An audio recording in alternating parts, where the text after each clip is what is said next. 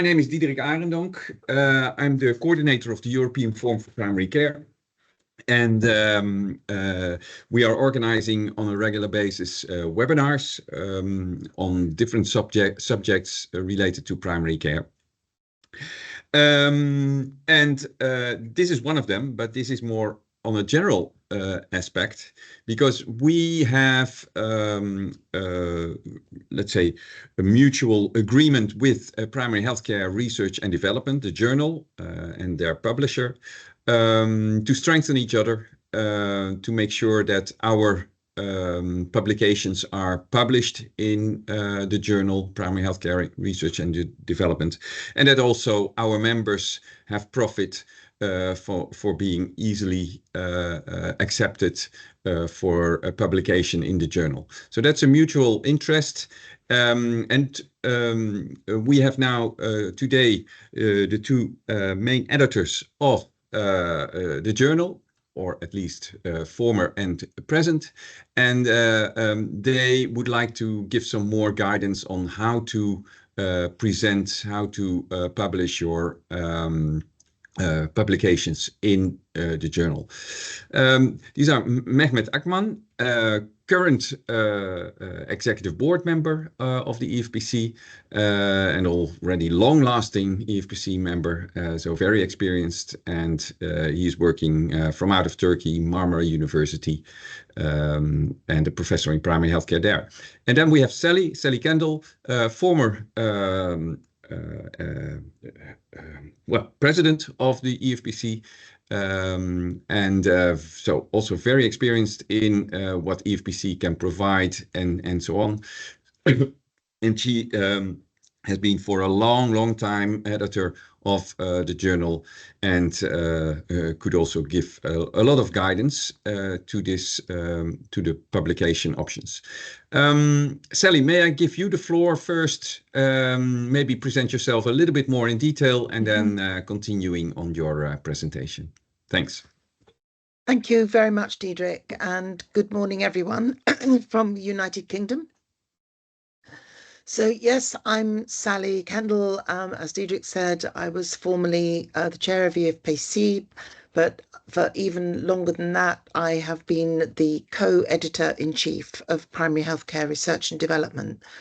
I'm an academic nurse by background, and have worked both as a community nurse, a health visitor, and very much part of primary healthcare team, but more recently, much more over the last few years, have been involved in the higher education and academic world of primary care, undertaking research and development in that area, building research capacity in primary care as well.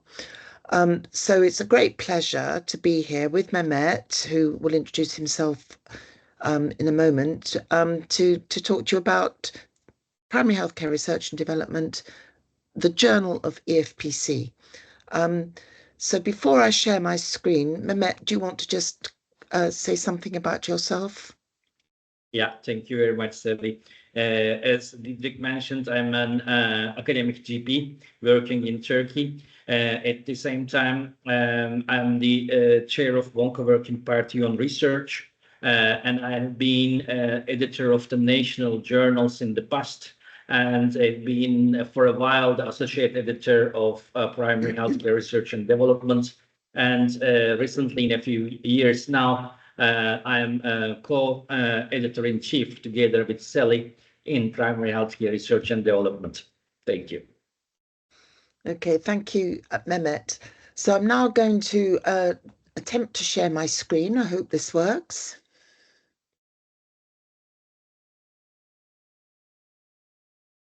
Can you see that? Excellent. Okay, so well, we've said who we are, and so I'll move quickly on. This is the journal that we're talking about. Some of you might recognize the cover in nice colors that we felt really kind of represent primary healthcare. So the journal itself is now not in paper print any longer. It's an online journal. It used to be printed, so you may see copies of it around. But this is what we look like. So I wanted to start by telling you a little bit about the scope of the journal, because this is a really important first step when you're publishing, is to understand the scope of the journal that you're submitting your paper to. And it's the first thing you really ought to look at with any journal. You know, is this something that the editors would be interested in? Does it fall in scope? So primary healthcare research and development is aimed specifically at both researchers and practitioners in primary healthcare. And this has been a really important principle from the very start of this journal. When we set it up originally, we felt there was no real journal out there that would capture the needs of both researchers and practitioners, who, of course, we need to work together to enable to inform practice, to inform policy, and to bridge that gap between the academic and the practice. And it's been a long kind of complaint of people over many years, that the academics are in the ivory tower of the university, they don't understand practice. So this was one way that we could try to cover that gap. And also, it's very important in the sense that it's an international journal and it's also interdisciplinary. So, we accept papers not only from GPs, nurses, other health related disciplines, but also, from psychologists, from sociologists, epidemiologists, people who have an interest in working with primary healthcare. And we see it as really essential reading, that manuscripts can come from any of these disciplines that I've listed here and beyond. I mean, these don't cover probably all of the disciplines. We've had papers from all kinds of people working in different areas of primary care that are also relevant. So, the scope is very wide, but the important thing is primary care. So we accept articles in a number of different types. And again, when you're publishing, it's really important to check this out with your journal. What kind of article type am I trying to submit? So the majority of ours are research articles, which we very much welcome. Evidence both from primary... For everyone, that can be my lunch. Oh, there's someone there. We very much welcome primary research, but also, evidence synthesis, either systematic reviews or narrative reviews or scoping reviews. We very much welcome those. The development papers are something which I think are quite unique to primary healthcare research and development, have been there from the start, and it's a way of presenting work that may not be the full research journey, but maybe about feasibility, it may be about the development of an idea. There's a number of ways, if you look at the author's guidance, where you can submit a development paper. Short reports, basically what they say, so like a synopsis of your research. We do accept protocol papers. We don't have that many, but we do accept them. Reviews I've already mentioned, so very much welcome reviews and editorial pieces. And then, as it says here, the publication costs may be covered, and increasingly are covered, by agreements that Cambridge University Press has set up with organisations worldwide. So there are many APC agreements that have been set up, where by the use with the the main author, their email address will link it to that organisation and they will be covered by an agreement. But there are lots of open access options, and I'm sure you might have questions about this, but you know, there are different ways of covering these publication fees, so it's not something to be too worried about nowadays. Just to give you an idea of some of the range of recent papers we've published. So you can see here, I'm not going to sort of go into each of them in any detail, but you can see we have papers from a range of different countries, different kinds of topics, you know, papers that have real international relevance, disciplinary relevance, and primary care relevance. And this is what is really so important. And, you know, some of it can be, you know, as much around the social determinants of health as in a more sort of public health related way to primary care. It's not just about the management of, you know, disease and illness and prevention of illness. It's also about thinking about, you know, the social determinants and how this feeds in as well to the SDGs. So Primary Healthcare Research and Development, as Diedrich said, is the journal of EFPC. So in other words, it's your journal. And as such, you are entitled to a 25% discount from these processing charges. However, as I've already mentioned, many of you would receive completely free processing charge because of the organisation that you're linked to. But if you're not, you are entitled to 25% discount. There's a wonderful opportunity to work with other EFPC members, or, you know, small groups of you, to develop EFPC position papers. So you've got the opportunity to submit your own research, but also to develop a position paper with EFPC around a particular topic. And we've had a number of those on things like interprofessional education, on mental health, on occupational health. If you look at the journal webpage, you'll see a range of position papers, and we are in the process of publishing some more at the moment. So it's a great opportunity if you want to work as a group. Yeah, just go through the submission system to find out what kind of discount you can get. But I think for the majority of you, it will be virtually nothing. Just to give you a quick idea of our acceptance and turnaround, we have managed to bring the acceptance rate down over time. Now, that you might think is not a good thing. Actually, it's quite a strong indicator of the quality of the journal. So, you know, we do not accept everything that comes in. We are now accepting about 45, or a bit less than that, about 43% of papers that are submitted. Turnaround times are often, sorry, I've just got things popping up all over the place on my screen.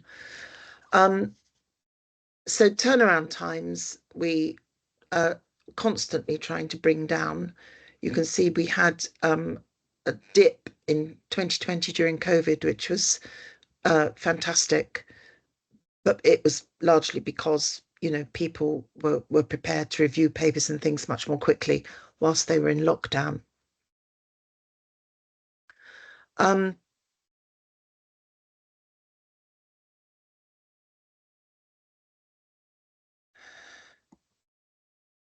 Sorry, I'm just having, can you still hear me?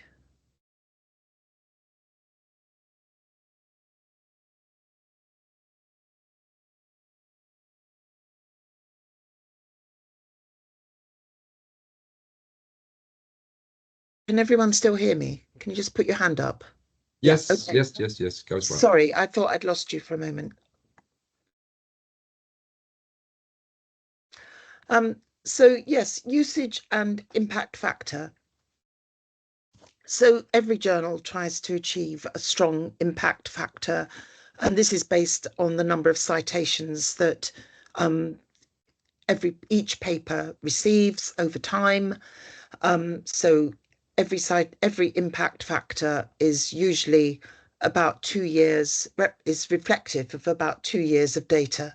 So when you get an impact factor in 2023, as you'll see here, that is reflective of what was happening 2 years prior to that.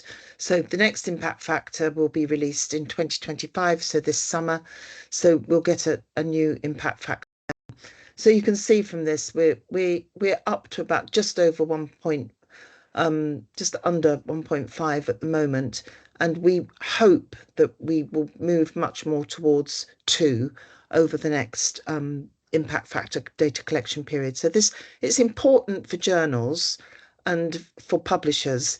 Actually, it's not really so important these days for individual authors, because you've all got access to your own citation data through the H index, which is probably what's more important for authors, but it's important for publishing and for where the journal sits in the general ranking. So next thing is choosing your journal.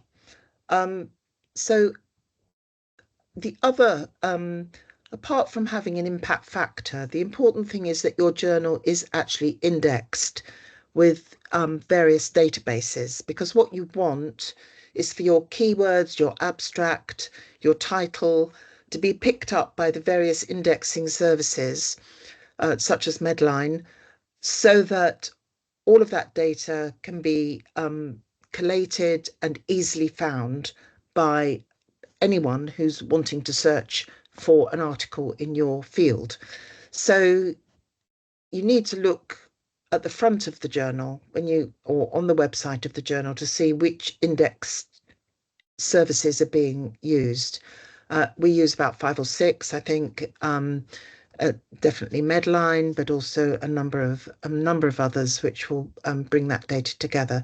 The impact factor I've already mentioned, and some will have a much higher impact factor than primary healthcare research and development, and that's partly because of them having been going for even longer than we have. But a range of other, you'll often find that journals that are very, very specific to a particular clinical area, for example, if it's a cancer journal or a bone journal, or something that's very specific medical field, will have a higher impact factor simply because people are drawn to that by their clinical area. Generalized journals often are not so high, but something to take into account. I've mentioned the scope and the aim. Really do look at that carefully before you submit your article. And balance, again, going back to this impact factor, don't be guided entirely by that. Think about your intended audience. So in primary care, we have such a broad audience. You want your article to be known, yes, by GPs, but also by the whole primary care team, by public health, by sociologists and psychologists, by policy people. It's a very, very wide range. So don't be tempted to only go by the impact factor. Look for possible journals in the reference list of, when you're preparing your paper and you're making lots of references to particular articles, you look for the journals that are listed there. They may be, quite a good guide for you. You may decide that primary healthcare research and development is not the place, and that's absolutely fine if there's somewhere that is a stronger place for your article. Talk to your colleagues. Often people will have had experience with different journals. They might know editors or people on the editorial board. They might be able to give you guidance based on their own experience with that journal. So always, seek that advice from your colleagues and co-authors. And look at the estimated review, decision and publication times. They are important. Some journals are able to achieve quicker turnaround times than others, just because they have a lot more staff available to help.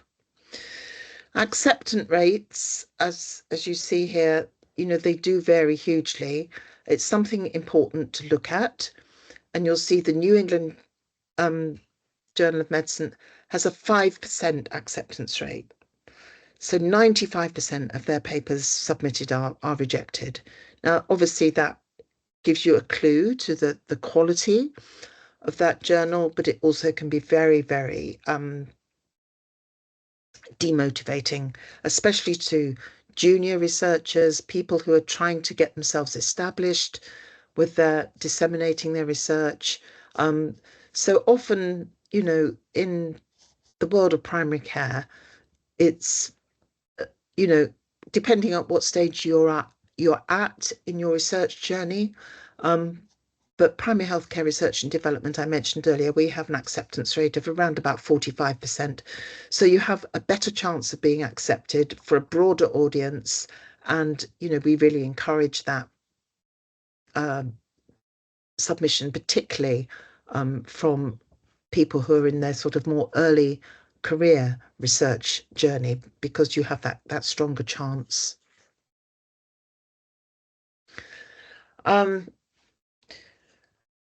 Should you go for an open access journal or stick with the conventional? I think increasingly journals are moving across to fully open access, and there are not so many journals around now that have the conventional process of submitting your paper, and that the publication fees are essentially paid by the readers, not by the authors. So the whole open access movement was a complete switch of the funding model.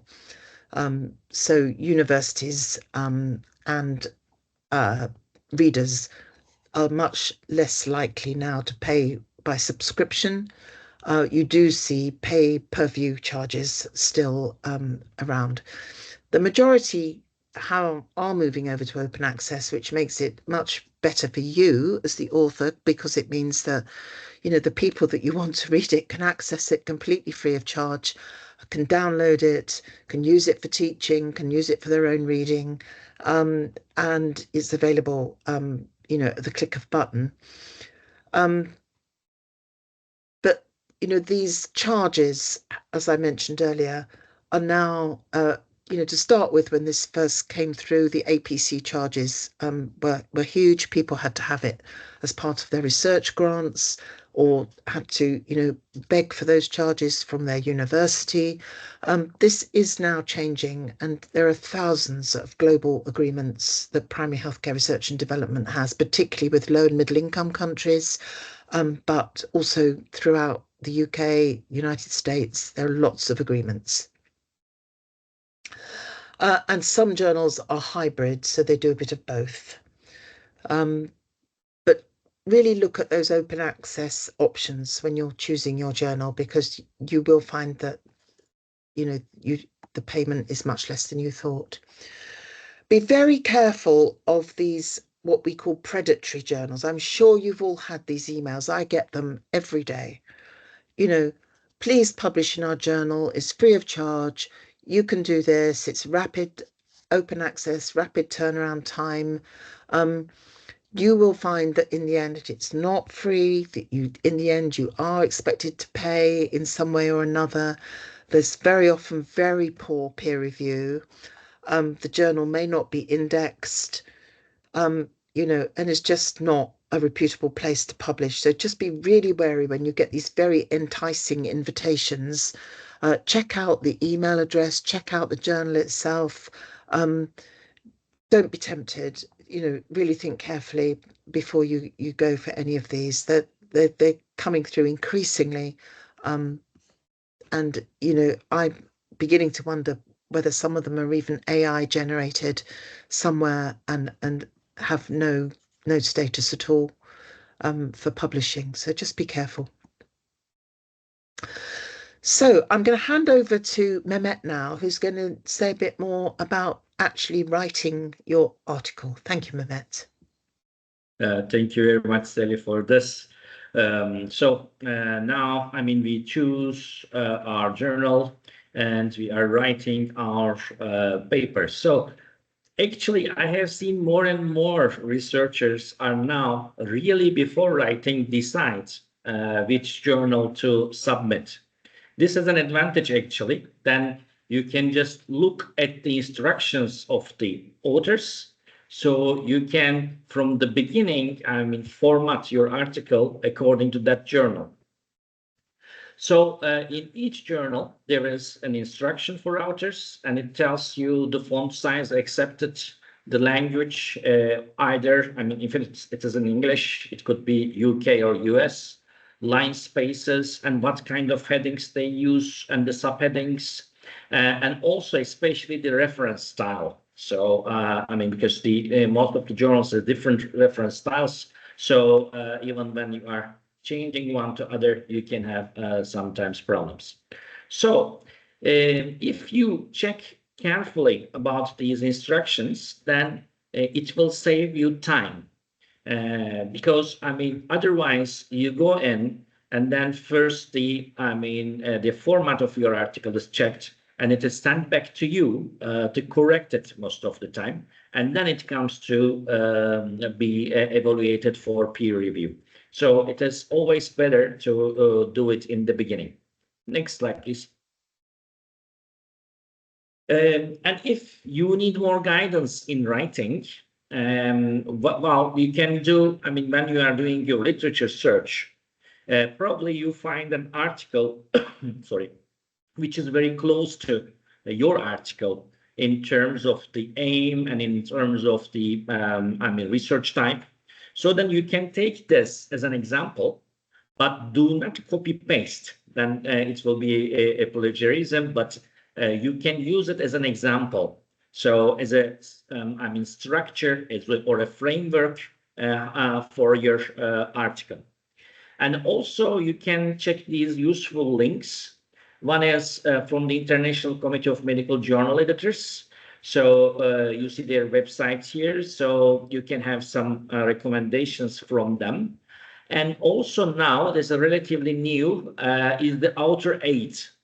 So this has several resources there, especially it is, developed to support researchers from developing countries. So the researchers or authors who don't have too much means can go in there and take help from this website. Thank you. The next, please. Yeah. Then the co-authorship. I think this is really something very, very important, and we had a few really some headache issues on that. If you are not agree on co-authorship, and if you have a problem at the end when the article is published, it is really very difficult for the journal or for the editors to decide whether, the complaint from an other person as a co-author or from one of the co-authors about the order, you cannot really decide about it because you don't know the history. And then it goes to a lot of ethical problems and etc. So to avoid these things, please in the beginning, be open, take your co-authors or partners or the your researchers and say what you are expecting from the author. So the authorship doesn't qualify. You are not qualified for authorship if you only collect the data, for example. If you only help that researchers to get permission from the government bodies, for example, or help them to get funding. Okay, this should be in the acknowledgement part. But if you are a co-author, you really need to contribute, and this will be a concrete contribution to the conceptualization or the design or the analysis or the interpretation of that data. Okay, then you are really qualified for an article. Also, there could be some senior authors or an experienced authors in that area, and you can invite someone in later stages just to revise critically the intellectual content of that article. And if there is a significant contribution and it changed your article, you can also add this person as an author. Okay. And please, before submitting to the journal, send the latest version to all authors and get their acceptance. I know sometimes people don't respond very quickly, so just give a deadline and say that, I mean, I will accept this as an approval if you don't, I mean, turn back till that deadline, okay? And some journals nowadays, I think it's a nice thing to do. I mean, ask from the authors the contribution of each. So you need to write down, I mean, this person did this, and the other did this. So this is, I think, something more transparent and also increase the accountability. Next, please. And then the authorship order. Again, not only being the co-author, but the order should be also defined in the beginning, especially when you are writing collaboratively.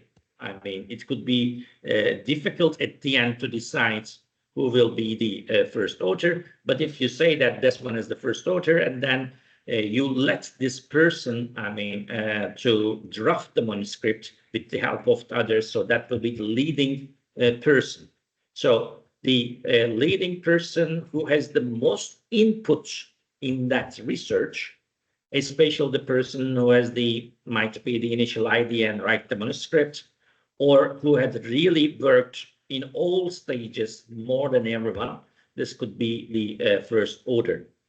And as the last author, then this is the senior place, so someone who is experienced in the field or someone who supervised all the process will be on the last name, and the rest can be ordered according to their contributions. And I mean, there are also some papers like meta-analysis, for example, and then they ask all the, I mean, contributing papers and the authors of them also to be the author of the meta-analysis. Then you have a huge list, or a very multinational, I mean, research that a lot of people participated.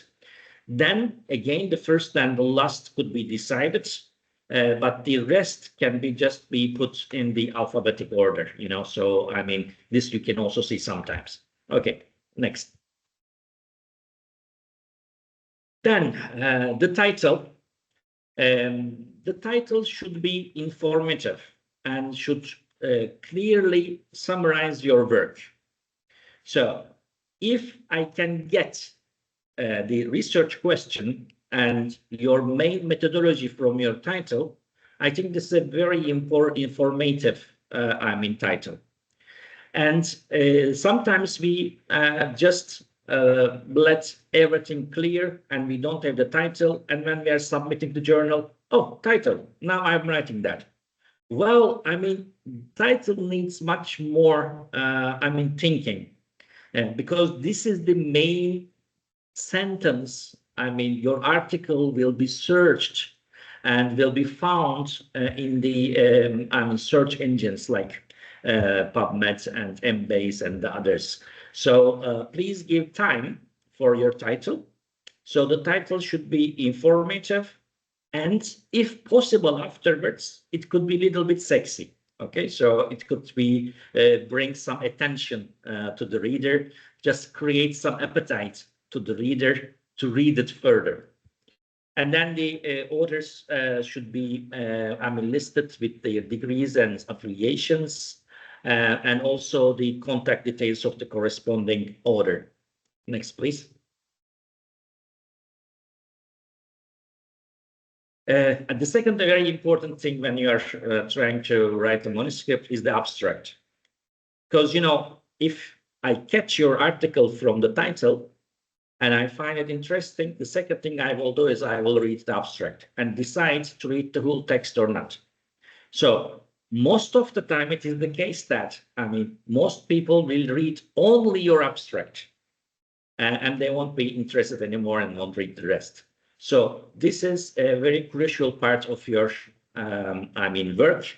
to make it visual and then also to get citations, because if your abstract is interesting, then I will further reading you and probably I will take you as a reference to my work. So please structure it according to the journal headings. Most of the journals has structured titles for abstract, but sometimes it is freestyle. So it could be also without any subheadings. So just check with the journal, check the word count, and compliance to that word count is important. And in the abstract, we never ever use abbreviations or references. Thank you. And then, yeah. Afterwards, you need to choose your keywords. Again, keywords are very crucial for the people to find out your article. According to your keywords, these search engines match the searches according to your article. And for that, there is a systematic way. And most of the search engines use that. The medical, scientific work search engines. So this is the mesh terms, and you can see these mesh terms on the link here. So as much as possible, you need to, obey to the, trees in there and choose one keyword from that mesh term. In the past, it was much more difficult for primary care. Now we have a little bit more options. But to be honest, I still find mesh terms a little bit restricted for primary care fields.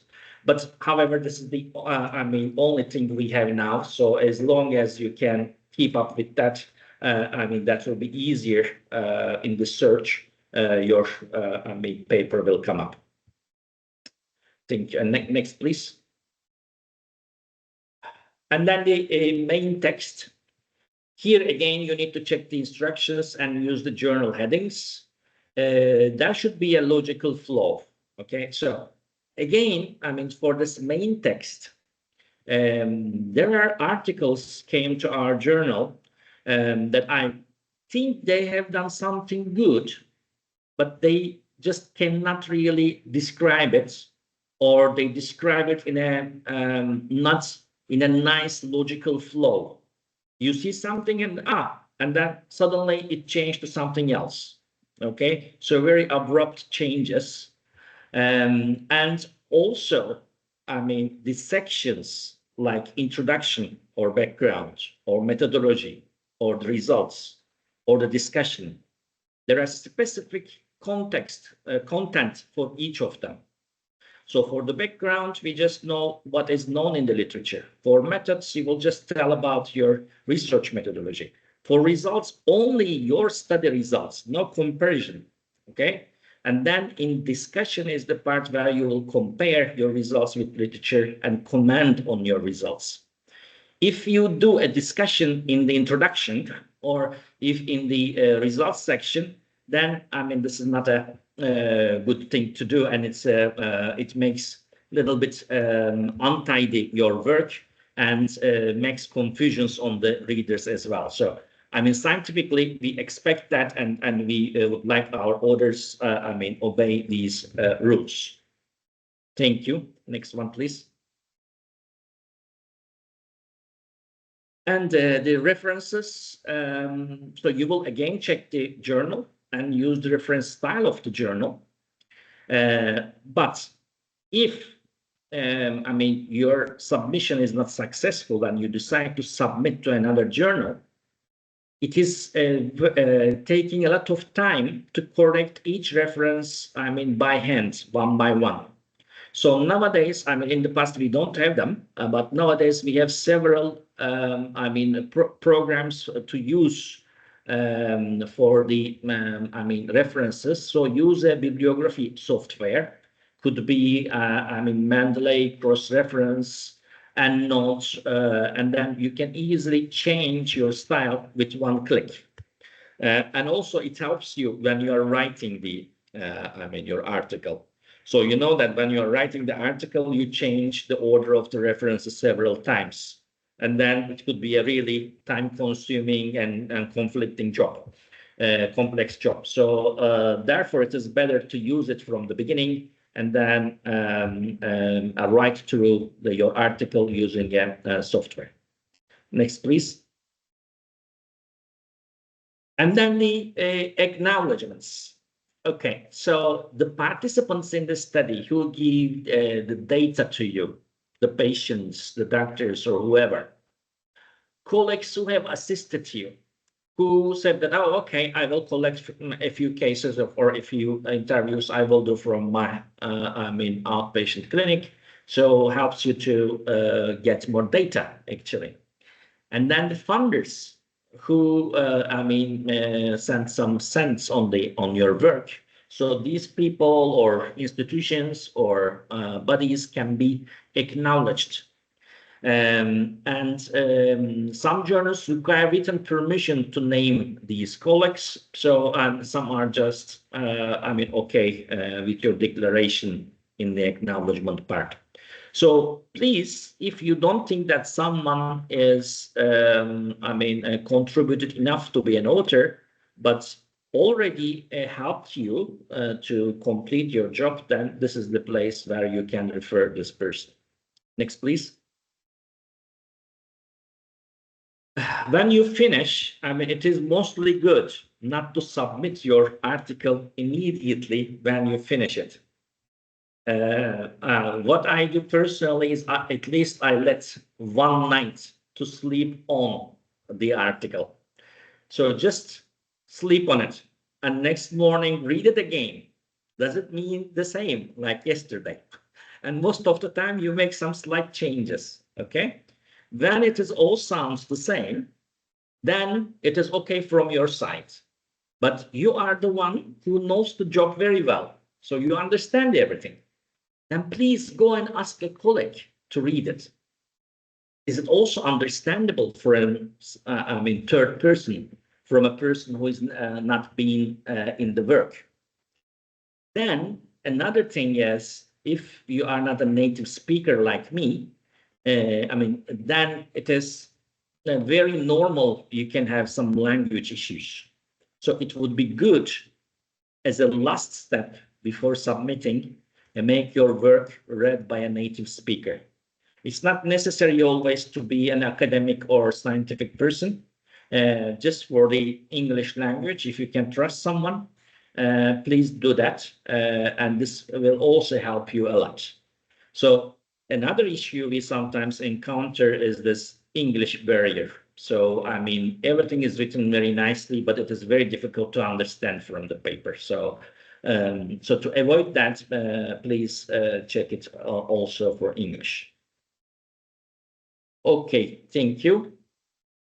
And then circulate it to the authors, and when all the authors approved the latest version, then you are ready for submission. Next, please. Okay, as I told you, you can give a timeline, and if nobody responds, then you can say that it is approved. Next one. And again, in the submission page, I know we are all very excited. We are ready to submit it, and it's a big relief when you do that. But just be patient a little bit more and check it once more. Obey the instructions, allow time, don't rush. Check it again if the names are, everything is correct. It is so annoying. That happened to me also sometimes. You submit it and I say, oh, I have written wrongly. Typo mistake in the name of one of the authors, So then you need to write and correct it, So just please be concise and check it in time.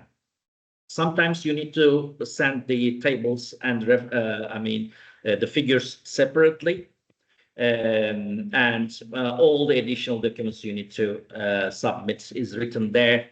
The journal can ask you conflict of interest forms, and if you can provide reviewer names, that will be great. But please be objective. Do not suggest any reviewer from your own institution or from the institutions of your co-authors. And even someone from another country will be much more welcomed. Thank you. Next one. And if your paper is rejected, you have seen that. I mean, New England Journal of Medicine, I mean, 95 papers over 100 is rejected. And now with us, half of the papers are rejected. So it is not the end of the world. So do not be upset. Do not, I mean, throw your work into the drawer. Maybe, I mean, it was not the right journal. Okay, so please check it again and check about the alternatives, and then choose a new journal. And especially if you are rejected with reviewer comments, read these comments and try to change your article, make amendments according to these comments. This is a very helpful way of doing it. I mean, if you get a good review from one journal and improve your article with that reviews, then you have a more chance to be accepted in the next one. Okay, so this is a kind of a ongoing process. So please don't be, I mean, upset after just one rejection. And the cover letter, I mean, there are also cover letter options in most of the journals. I mean, it could be good to give an idea why your paper should be accepted, right?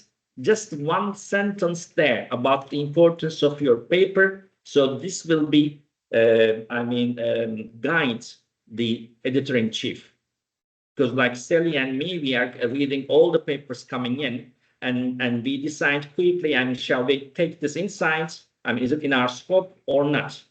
So if you guide me there, I mean, if you show me your strongest sides, this could be helpful.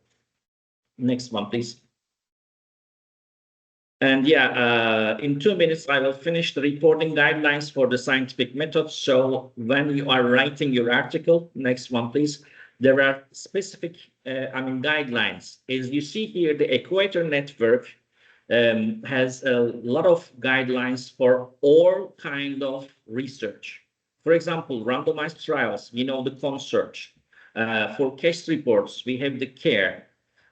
You see economical evaluations, qualitative research. We have all kind of guidelines in all different kind of methodologies. So please, when you are even starting to develop your methodology, check these guidelines and be, have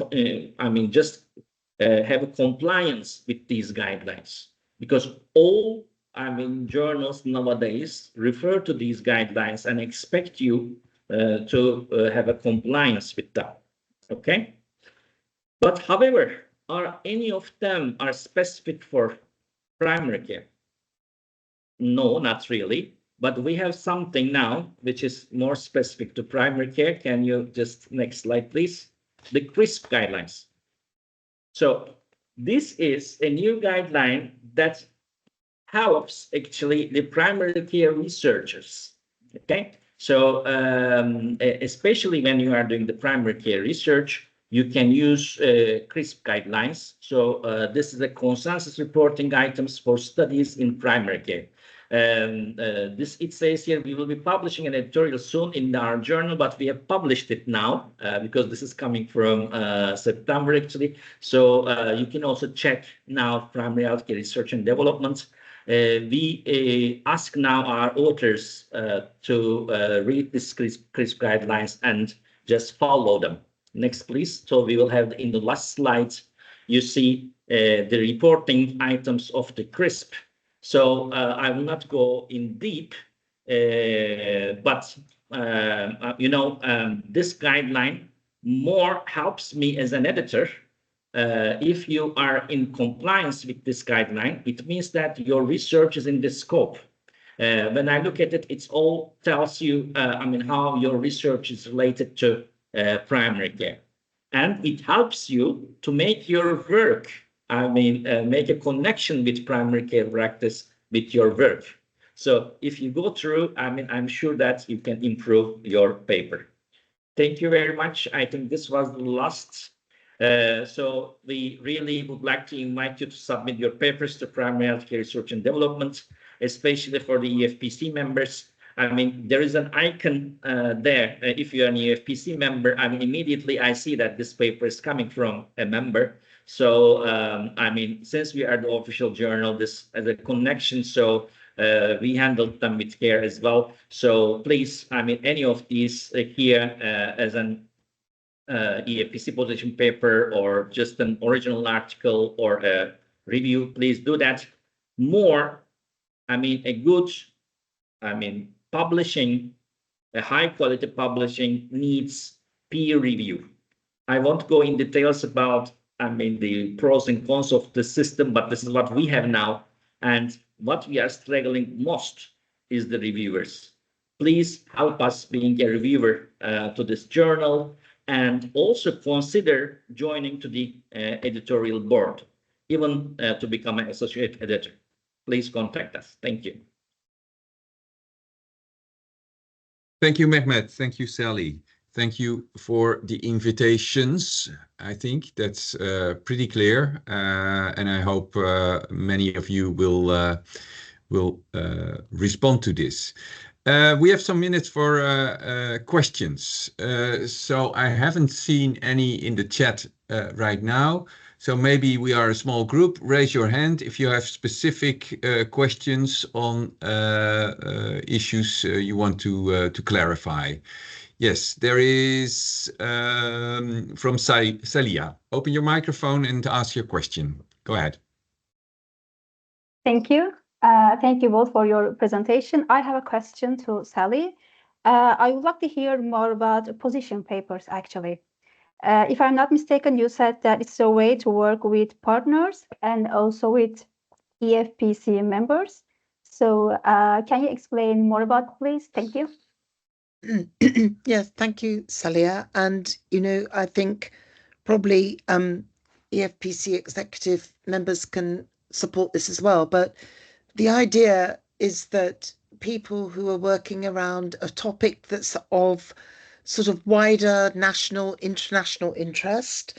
So I've already mentioned we've published position papers from EFPC around things like mental health, interprofessional working, occupational health, these kind of quite broad topics, but where EFPC would like to put out a research-based position on such topic. So in this case, you know, you can work together with your colleagues in that field based on perhaps research you've done yourselves, but research that you know is available. So perhaps by, you know, starting with a literature review, bringing the evidence together, working together to then convert that evidence into a sort of statement of position.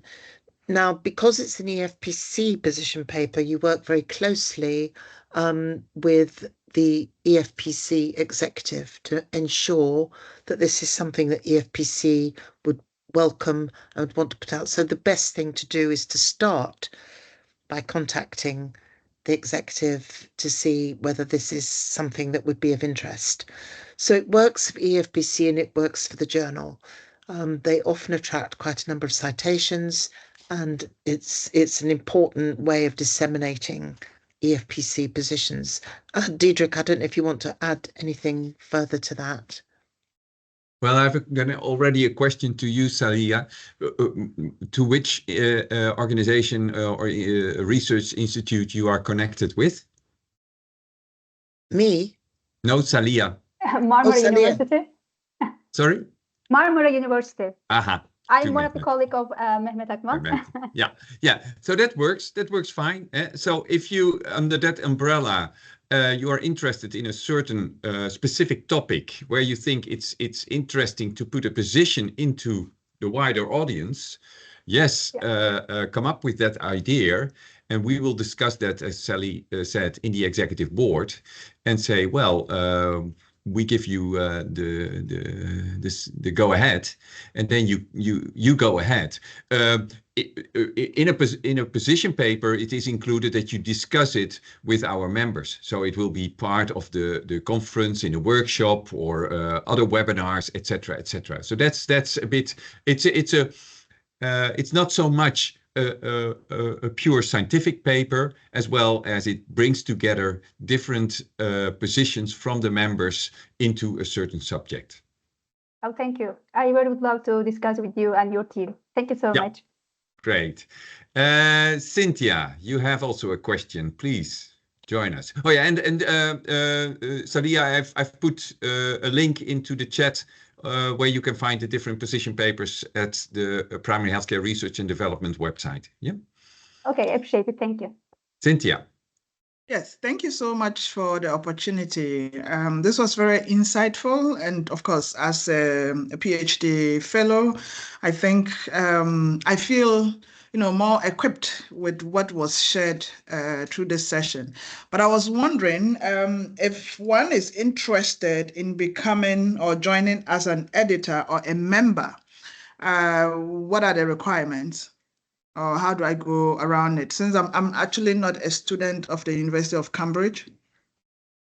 Oh, So, do you want to start? maybe to clarify first, are you do you want to know how you become a member of the EFPC, or how you become a member of the editorial board?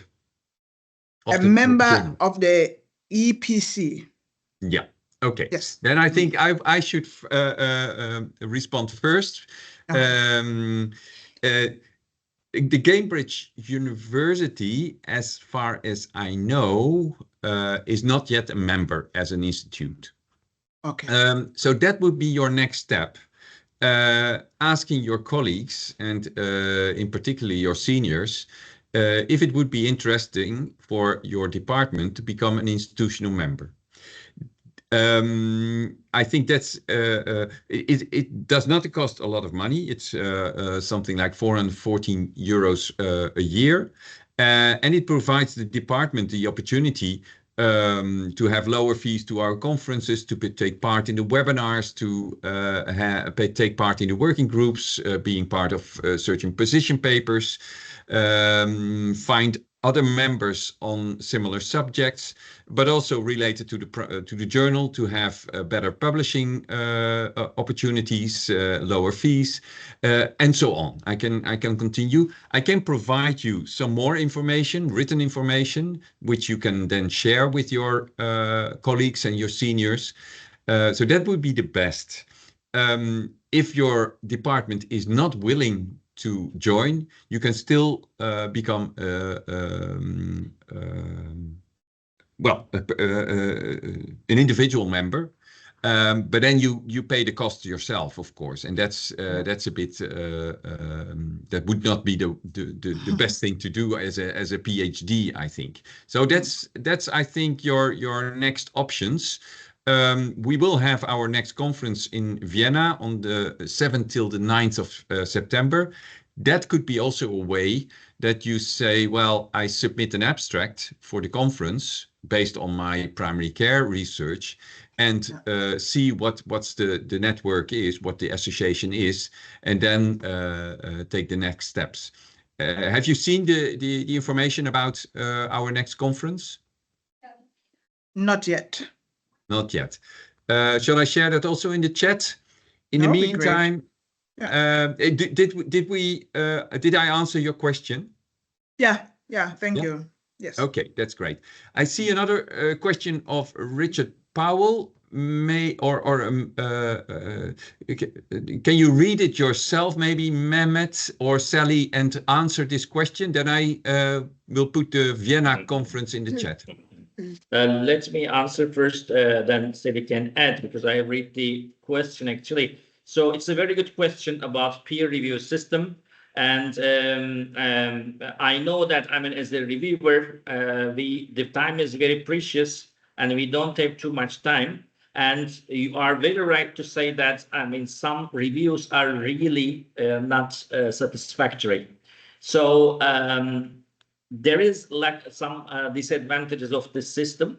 However, I mean, yet we cannot find a better way. Maybe like the perspective of open access.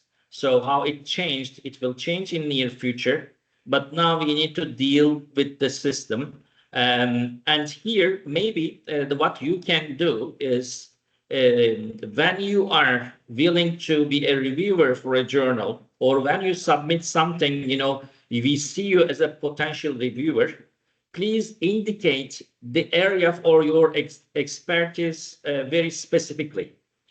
Because most of the time I have a list of reviewers and I really don't know too much about their expertise and no time to go and search for them. But if I know it very well, I mean, which are sometimes in our database, continuous reviewers have that, then I learn them and I know that which papers can I just, direct to these people. So please just have a few seconds more to write, which papers you would like to review. Maybe this can help. I don't know what, maybe add something to that too, because it's a very serious issue, Yeah, and just briefly to add, because I know we're running out of time, you know, peer review has for decades relied on this reciprocal model of, you know, I review for you, you review for me, we improve the quality of scientific reporting.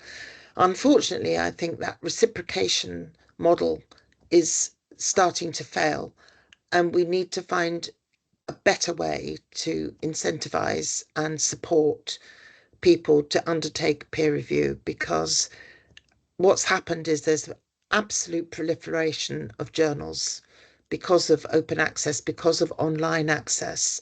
The proliferation of journals is meaning that people are being asked, I mean, I'm sure many of you are, I'm asked several times a week to review for this journal or that journal. I cannot do them all. So I often have to decline myself, even though I know how important this is for authors. So, you know, this is what's happened. So I think we have to review the whole model of peer review. And I'm really concerned to take this up with Cambridge University Press to see how we can at least make a start with this on our own journal. So we're aware of the difficulties, but as Mehmet says, the more people that will commit themselves to undertaking good reviewing, really, really helps. And we do have some fantastic reviewers, I have to say. Some of them are very detailed, very comprehensive, really take their time, and we're very grateful for that. Okay, thanks. Richard, this answers your question sufficiently, I hope. If not, intervene. There was still a hand of Isabel. Do you still have a question or a remark, Isabel? Mehmet answered my question. Now I don't need to ask another question. Thank you very much. Nice to meet you. Nice to have you, Isabel. So I think if we have answered all the questions, nobody has any more remarks, then we close this session. I think it was informative and hope more involvement as well for the journal, as well for the EFPC in close collaboration. I think that would be great. So that was the purpose also of this session. So thanks a lot, Sally and Mehmet, and we keep in touch with all of you. Bye-bye. Thank you. Bye-bye. Bye. Thank you.